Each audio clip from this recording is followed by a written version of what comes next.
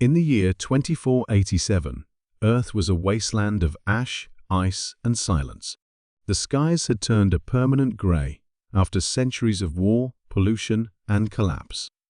Once bustling cities stood abandoned, crumbling like brittle bones under endless storms. Nature, too, had withered rivers frozen solid, forests turned to blackened sticks. Life, as humanity had once known it, was gone. All except for one. Mira Kyle, the last human, wandered the hollow remnants of civilization. Her breath misted in the bitter cold, her body wrapped in layers of scavenged fabric and faded armor. She was not old, barely 30, but her eyes carried the weight of centuries. She knew she was the final ember of a dying species, carrying a hope that had long since lost meaning.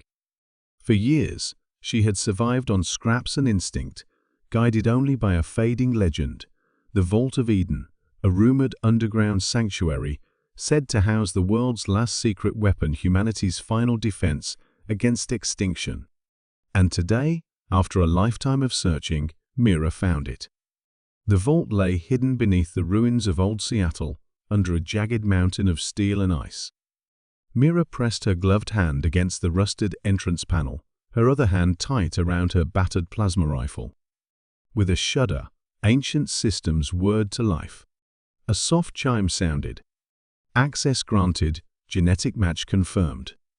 The doors groaned open, releasing a gust of stale, frozen air. Mira stepped inside, heart pounding. The vault was a cathedral of cryopods, stretching far into the dark. Hundreds, no, thousands of glass chambers lined the walls like ghostly sentinels. Within each pod floated a figure, armored, enhanced, and asleep. Humanity's first and only army of super soldiers, genetically engineered in Earth's final decades. They had been built for a war that never came, a war humanity had already lost from within.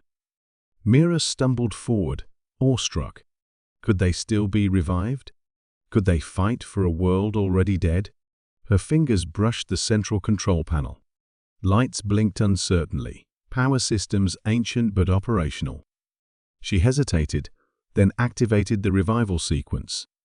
Deep within the vault, alarms began to wail low and mournful, like a machine remembering its own death. Cryofluid drained from the pods. Bodies stirred. Eyes opened, some silver, some black, some glowing faintly blue. Mira smiled weakly. But fate is a cruel thing. Before she could step back, the control panel sparked violently. A hidden security defense, never disarmed, activated. A small turret unfolded from the ceiling, its targeting system recognizing her as an intruder. There was a single sharp shot. Mira gasped, feeling a hot bloom in her chest. Blood, real, warm, red splashed the frozen floor. She collapsed to her knees, vision blurring. Around her, the super soldiers stumbled from their pods, disoriented but waking. Mira laughed bitterly through the pain. "You're too late," she whispered, and then she fell, the last true human breath escaping into the cold. For a long moment, the soldiers stood in silence, processing the scene. The fallen woman, the open vault, the dying Earth outside. Unit 1 designation Atlas stepped forward. His body was massive, designed for battlefield dominance, but his eyes were soft with something resembling sorrow. He knelt beside Mira, scanning her DNA. Confirmation pinged across his neural link. She was fully human. No mutations. No cybernetic enhancements. The last. Behind him, others gathered. A collective consciousness sparked among them, ancient programming awakening, alongside something unexpected, grief. Atlas rose, cradling Mira's broken body. Through internal channels, the soldiers communicated without speaking. Mission? Protect humanity. Humanity is gone. Adapt mission. Protect her legacy. Across the vault, a new sequence initiated. Emergency lights flickered on. A massive holographic display bloomed above them, showing Earth's last coordinates of habitable zones, scattered pockets where life might survive. Seeds, embryos, genetic archives locked away in forgotten bunkers, waiting for a caretaker. The soldiers had been built for war, but now their war was against extinction itself. Under Atlas's command, they prepared, gathering supplies, uploading maps, repairing old transports. They would not let Mira's death be the final chapter. Outside the vault, the eternal storm howled. Lightning flashed across the grey skies. The soldiers marched out, a column of armored titans moving through the ruins of their birth world.